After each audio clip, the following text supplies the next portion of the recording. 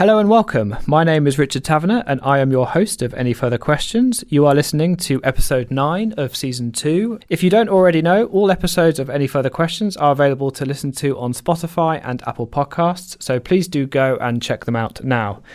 Joining me today is Professor Francesca Happé to answer as many unanswered questions as we can in the time we are allowed. On the 28th of February, Francesca gave a lecture, Changes in the Concept of Autism. It is available to watch on our YouTube channel, and so for context, it's probably a good idea to go and watch that before you listen to us.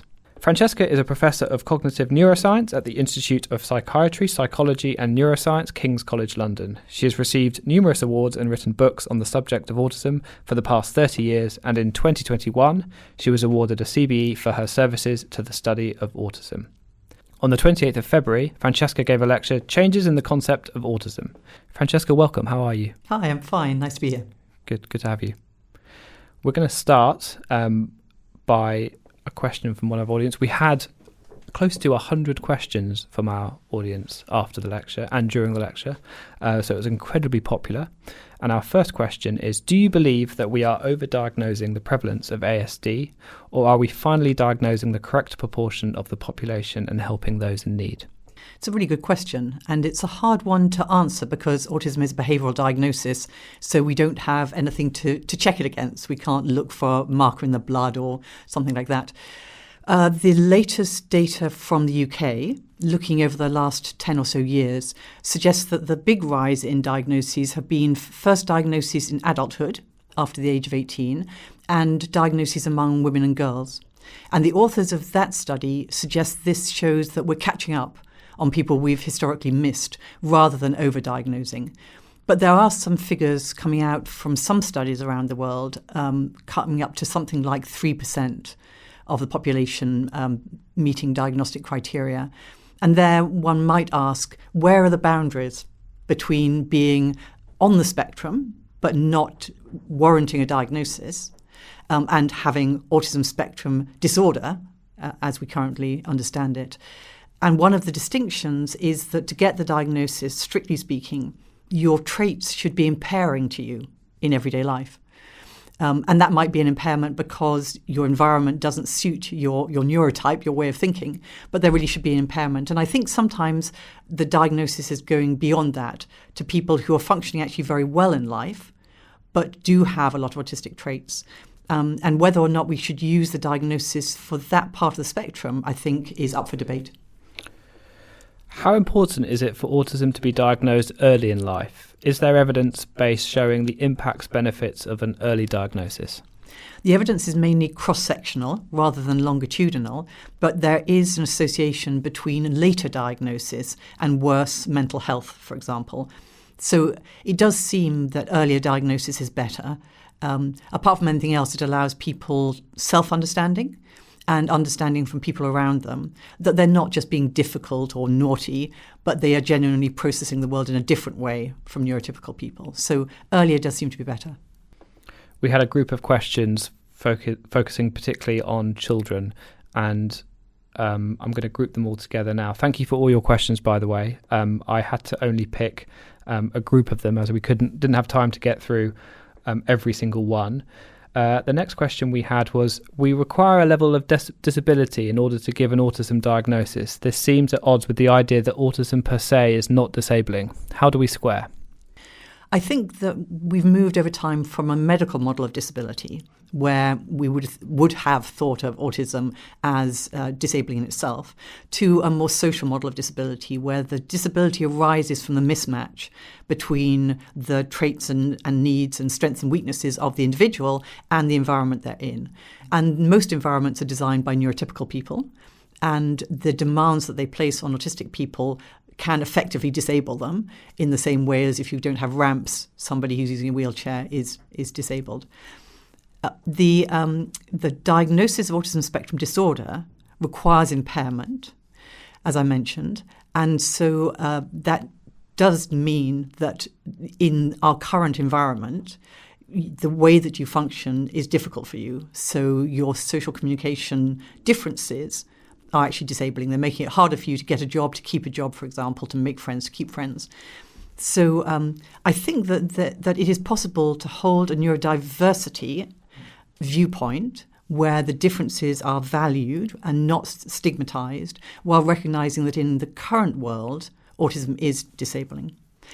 The other thing is that, of course, the things that go with autism, intellectual disability, epilepsy, stigma, bullying and so on, those are all disabling as well. And for an individual, you can't always disentangle what's part of the autism and what's part of, say, society's response to the autism.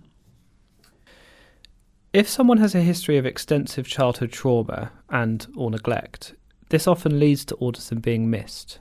Do you have thoughts about overcoming this? That's a really interesting question. It's true that in our current services, things are sort of siloed into neurodevelopmental services for those who are thought to be born with a different neurotype, and services for children who have experienced abuse or neglect or other adverse circumstances where their differences in functioning are seen to be a result of their environment. And of course, that dichotomy is completely artificial because it doesn't recognize that you can be born with a different neurotype and experience all kinds of adversity in life. And that your outcome at any one time is a product of both things, your inherent traits and personality and characteristics and what you experience throughout life. So I think it's absolutely true that generally people are taking a simplistic attitude that it's one or the other rather than thinking it may very well be both. And we do know that autistic children are at greater risk of experiencing adverse circumstances and adverse life events, as are autistic adults as well.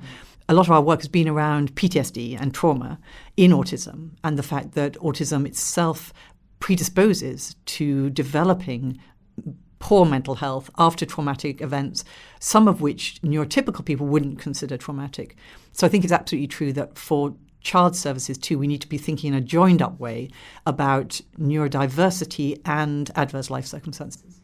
So leading on from that, you can be born with autism and then that autism can be exacerbated by trauma throughout your lifetime and get worse or get better. Is that true? Or can you be born and then develop autism later on? There isn't any evidence that for an acquired type of autism where you would be born with a neurotypical mind and brain and become autistic because of things that happen to you. Yeah. It is the case that adverse life circumstances can affect how a child functions socially and in terms of communication and so on. But, for example, I think a clinician can distinguish what is due to adverse life circumstances and what is due to a neurodivergent condition like ADHD or autism. It is true that if you're autistic and you have adverse life circumstances, your well-being will be affected. It's not clear whether your autistic traits will be exacerbated, but if you're living under stress, your social functioning isn't going to be better for sure. Is there any link between being an older mother or having older parents, having an autistic child, or is there no proven correlation? There is some evidence for a small effect of paternal age, actually father's age, more strongly than mother's age, on probability of autism, but also of most other neurodevelopmental conditions. So I don't think it's very specific to autism, but there is a weak effect of paternal age and some evidence maybe for maternal age too. We had someone asking a personal question. We had a few personal questions. My son has autism and attends a weekly social group at school. Are social groups still recommended to help with social skills? This is an interesting question. So the work that we've done on camouflaging and masking in autism, that is the way that autistic people tell us they try to blend in and appear less autistic, typically because they've been bullied and ostracized for showing their autistic traits.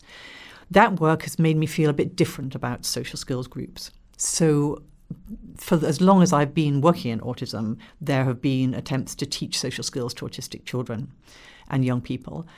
And there is a place for helping autistic people to understand how neurotypical people function. We talk about the double empathy problem that we don't understand autistic people well and autistic people don't understand neurotypical people very well. So there's work to be done about translation. But what I do feel is that we risk, unless we're careful, we risk when we talk to somebody in a social skills group, we risk telling them, in effect, you're broken and you're wrong, and the way that you do social is wrong, and you need to do it my way, my neurotypical way. And that's a very bad message. And that leads to the pressure to mask, and that leads to poor self-esteem and all the negative consequences we often see in autism. So I think the model we need to have is more around second language learning. So if I go to a French class, the French teacher isn't going to tell me English is a terrible language, you must never speak it again, you must only speak French. English is a broken language, French is a good language, do this. And in the same way, we should be able to teach social skills in a way that is saying how you do social as an autistic person is fine. How non-autistic people, neurotypical people do social is different. And you might like to know how to do it that way, because like learning a second language, it will open some opportunities to you. It will let you go places and talk to people effectively in a way that your own language might make it more difficult. But respecting that the autistic way of doing things isn't wrong, but is different. You mentioned there was a question about a charity who are looking to cure it, and if you could say a bit more about that and why that is a wrong position to take. Yes, so the dialogue historically, and still in some parts of the world, is around curing autism, defeating autism. And autism isn't a disease. It's not something that needs to be cured. And the self-advocates who argue for disability rights and respect for neurodivergence are absolutely right in saying that it would be as inappropriate to talk about curing autism now as it was for psychiatrists not too long ago to talk about curing homosexuality, for example. So we recognize autism as a neurodivergence, a different way of thinking and processing the world. And the effort then is around supporting autistic people to live the best life that they can live, to increasing public understanding so that autistic people don't have to mask and hide and aren't bullied, and to help autistic people to, as I say, fulfill their potential, while respecting that a lot of autistic people have additional challenges that do need support and may need cure. Those aren't parts of autism, but epilepsy, for example, we'd certainly like a cure for. Depression and anxiety that are hugely common in autism. Nobody wants those left alone. Everybody would like treatment for those. And a child who has little language or no form of communication needs a form of communication, and that's an absolutely valid treatment target. But we don't anymore think that autism itself is a treatment target. Do you think the proposed subcategory of profound autism is helpful or harmful? That's interesting. So I understand that people want to have this label profound autism to designate part of the autism spectrum where individuals have additional intellectual disability, often language and communication difficulties. They may have minimal spoken language. And they may have additional challenges, may have self-injury and other kinds of difficulties. And I absolutely understand that the parents of young or older children like that feel left out of a picture of autism that on the media is often some media star coming forward and saying, I've got an autism diagnosis now. Somebody who is functioning extremely well, at least on the surface. And the parent whose child doesn't speak, it has multiple profound needs, doesn't feel included in that notion of autism. So, in fact, Lorna Wing, who was one of the founding grandmothers of autism research in this country and had an autistic daughter, Susie, who had very high support needs, she introduced the term Asperger's syndrome, which we may talk about later, in order to delineate, again, part of the autism spectrum. She didn't think it was different from autism, but the anecdote she gives, if you don't mind, I think is informative here. So Lorna said to me that she thought that Asperger's syndrome was a useful label, and she gave the example of going to a parent support group, an autism parent support group, and one parent saying, I was up all night with my son. He's so depressed. He was telling me about how he doesn't have any friends at school and he's really miserable and he's worried about his future and will he always be alone? And then the parent next door said, I just wished my child could speak. And she said those two parents couldn't support each other. They had completely different worries and concerns. And that was part of her rationale for saying, well, Asperger's syndrome as a label is useful. Then we know we can have an Asperger's support group and the parents there will be able to support each other. So in that spirit, I understand the desire, the need to delineate my child has high support needs. I'm not sure the word profound is helpful because it suggests that the autism is stronger, realer, deeper in those individuals than in another individual who doesn't have intellectual disability. And I don't happen to believe that. I don't think that autism and intellectual disability are woven together. And I think that you can be very autistic and very clever. You can be very autistic and have an intellectual disability. You can have milder or, I should say, paler shades of autism with an intellectual disability and paler shades of autism with high intellectual ability. So I think that they're orthogonal. Yeah. But I do understand the need to delineate the kinds of needs that a child or adult has. There are a lot of nuances. Yeah. And actually the autism self-advocates do not want the autism spectrum chopped up into pieces. Yeah. They very much feel we're all in it together and we're stronger together. But I do understand that for particularly some parents of children with high support needs, it can be very frustrating the way that the media tends to portray autism these days. It may be coming from a good faith, being that what they're trying to do is they're trying to say that this person might need different needs than others. So I would talk about autism with high support needs. Yeah. In the DSM-5, the clinician should specify the level of support that the child or adult needs. And I think that's a useful way of thinking about it, because also that will ebb and flow over time, of course. This question was the most liked question that we had. The way that we ask for questions is through an app called Slido, where you can ask your question. No registration is required during the lecture as you're watching it. And you can like them, and then they go further up the table so that our moderator can see them. What do we know about autistic women's experience of menopause? So not very much is the short answer, but people are studying it now. And anecdotally, autistic women have certainly told me that for some of them, the hormonal changes during menopause feel to them that it is exacerbating the difficulties that they had already.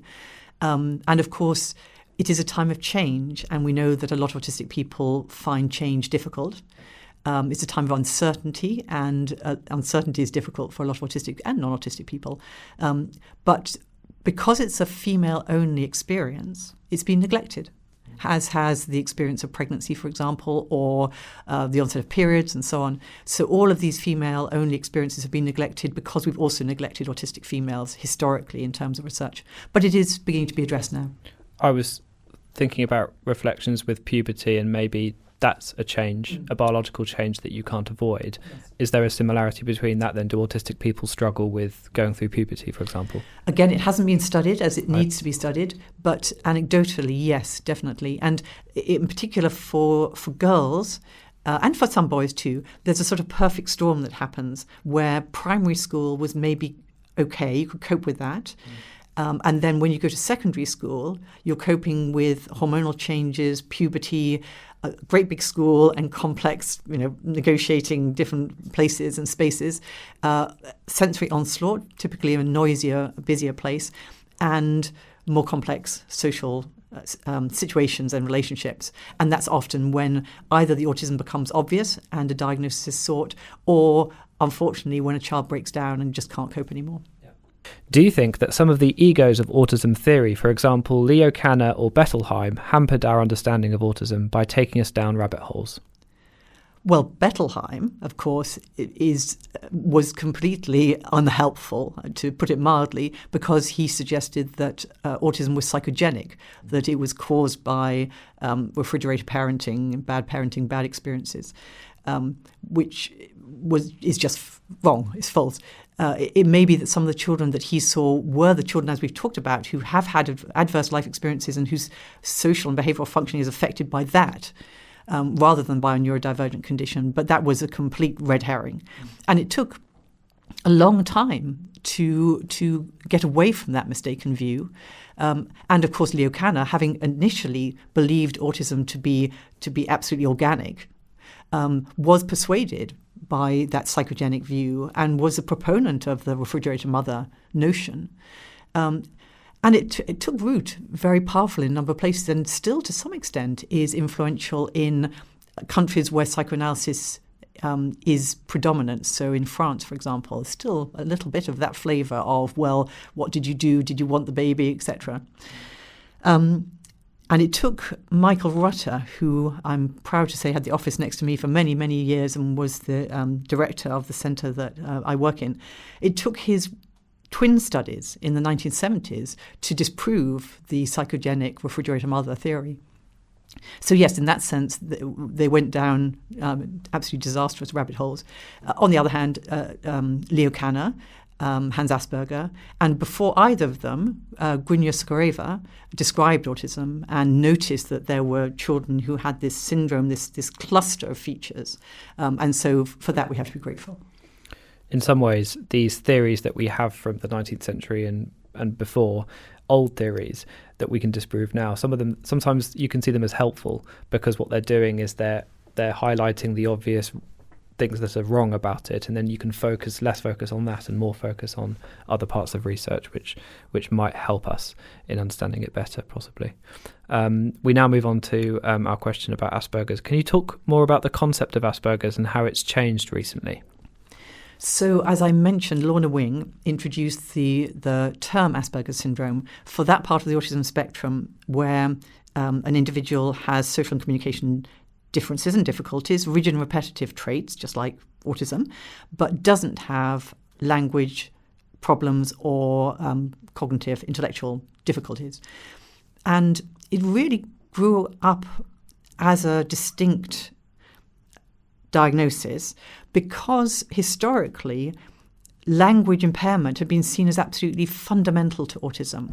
So Lorna Wing's generation and Mike Rutter's generation, the children who were being diagnosed had little or no language. They certainly had a profound language delay. And to some extent, parents and clinicians thought, well, if only we could give them language, then they wouldn't have the difficulties they have. It's because they don't have language, they don't have there's something about symbolic thinking that they don't have. Some of those children, of course, after their language delay, did develop language. And it was a mystery, to some extent, to the people of that time, why they still had social and communication difficulties and rigid and repetitive behaviour. And then the next stage was that people noticed there were some children who didn't even have a language delay. They were speaking at the time you would expect them to. Maybe what they said was a bit eccentric, but they were speaking well. They didn't have a language problem. And for that set of researchers and thinkers, that really was incredibly surprising. And so Asperger's syndrome was included in the diagnostic manual in DSM-4 as a research diagnosis in order to find out, are these children different? Because, gosh, this is really surprising. They've got these kids, they look autistic, they didn't have a language delay. We need to know if they're different. Is this a different syndrome? Is it part of the same thing? Lorna introduced the term Asperger's syndrome because the children that Hans Asperger described, many of them were of that type. They had good language, good intellectual functioning. What happened? Why didn't we keep it? Well, people did an enormous amount of research looking at whether those children who didn't have a language delay were different in their prognosis or in their development or in their functioning from children who did have a language delay. And it turned out that as long as you matched those two groups for their verbal IQ, for their verbal ability at the time that you're looking at them, there really wasn't any big difference. So there wasn't a good rationale for keeping it as a separate diagnosis, because the only way to keep it as a separate diagnosis would be to say, well, we have autism defined by social and communication difficulties, rigid and repetitive traits. And then we have Asperger's syndrome defined by social and communication difficulties, rigid and repetitive traits, and a lack of language problems and a lack of cognitive or intellectual disability. But language and intellectual disability aren't part of the autism diagnosis. So how would that be different? So in the end, we wrapped Asperger's syndrome into the autism spectrum disorder wider label that came into DSM-5. And at the time, there was quite a lot of resistance to that. And there were people, I remember going to meet autism self-advocate leader, and my now husband saying to me at the time, are you going to be okay? Is he likely to gun you down because this is such an unpopular move? And actually, in the conversation with him, he was very in favour of it, interestingly, because while many people were saying, but Asperger's syndrome is my identity, you can't take it away from me, he was saying, I want us all to be one spectrum. Yeah. And I don't want people to be turned away from services because they're told, oh, you only have Asperger's syndrome, you don't need us, or you can't access my service because you've got autism, we're only for Asperger's syndrome. And the other thing that was a nail in the coffin, from my point of view, was people writing to us and saying, but Asperger's syndrome doesn't have any stigma, and autism has a stigma, so you must keep Asperger's syndrome. Absolutely not. Absolutely not. The idea is that none of these labels have a stigma. Yeah. So I think we did the right thing. Yeah. It was hair-raising at the time. And then, of course, subsequently, there has been quite a lot of debate and concern about whether Hans Asperger was complicit in the Nazi eugenics and the destruction of children and adults with handicaps of various sorts. And so I think the popularity of the term has taken, to put it mildly, a knock. Why do we not hear about diet and the GFCF anymore in treatment for autism, GFCF being gluten-free, casein-free? Many of the children we treat suffer terribly with diet restrictions, so I think this is a question from someone who works in the autism field. I think that there haven't been really good randomized control trials that show the benefits of a restricted diet in autism. Now, part of that may be that we know that autism is very heterogeneous. Biologically, it's heterogeneous. And it may be that we're mixing apples and oranges in those kinds of trials. And if we could identify the subgroup for whom there is real food intolerance, then we would see a benefit. It's obviously going to be true that if you are uncomfortable, if you've got gut problems, if you've got constipation, then whatever behavioural difficulties you have are going to be exacerbated, are going to be more obvious. And I would make a really strong point that for children and adults who have very little language, who can't tell you about what's going on with them, if their behaviour changes radically, you should always investigate pain. Pain might very well be the explanation. And so that's very important to know. And gastrointestinal pain is one of those categories. But I think there used to be a notion that actually being poisoned by your diet was causing autism. And that doesn't have any strong support in the research to date. So people certainly look at different kinds of diets and restricted diets as they would for anybody. Lots of people are intolerant of or feel better when they cut out milk or whatever, gluten. But it doesn't seem to be something that we understand as being integral to autism, although gastrointestinal problems do seem to be. And some of that may be to do with the very restricted diet, which is also mentioned in that question. So a lot of autistic children and adults like to eat only a very few things. That may be to do with texture as much as to do with taste. So very bland food. People talk about a grey diet or beige diet. And obviously that can be problematic in terms of intestinal health. So these things are complicated and very individual. So obviously with advice, with medical advice, parents should feel able to explore different kinds of diets as long as they're healthy. Thank you. We come to our last question we had, and it's a question which has come from all of the podcasts I've done before. I think all the podcasts I've done recently have asked about AI. So this is a question about AI. What is your views on using AI for the diagnosis of ASD? Well, people are certainly looking into it. So people are using AI to read brain scans, for example. And I think it's too early to tell what we're going to find out. That's probably true in the answer to all the AI questions.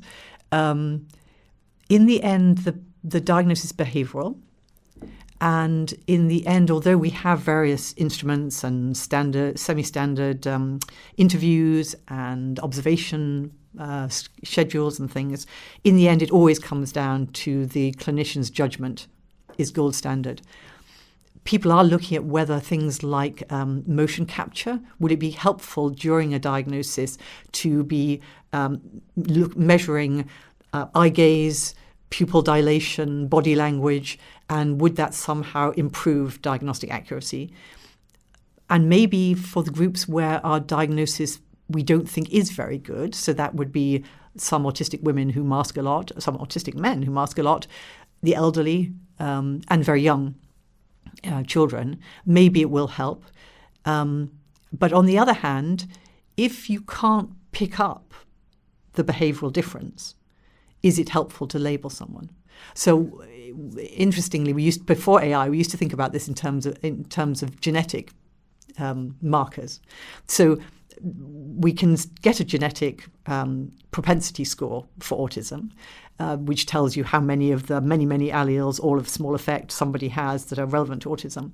But it doesn't work at an individual level. It works for research to say, well, here's a group with a lot of the relevant genes, here's a group with very few of the relevant genes. But it's not at the level that you could identify, is this person autistic based on their genome?